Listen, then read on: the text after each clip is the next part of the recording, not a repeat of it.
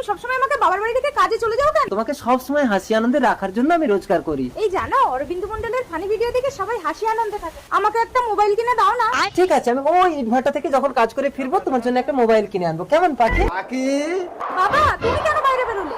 ঘূর্ণিঝড় আসছে, চল তোকে ওই পাকা বাড়িটাই রেখে আসি।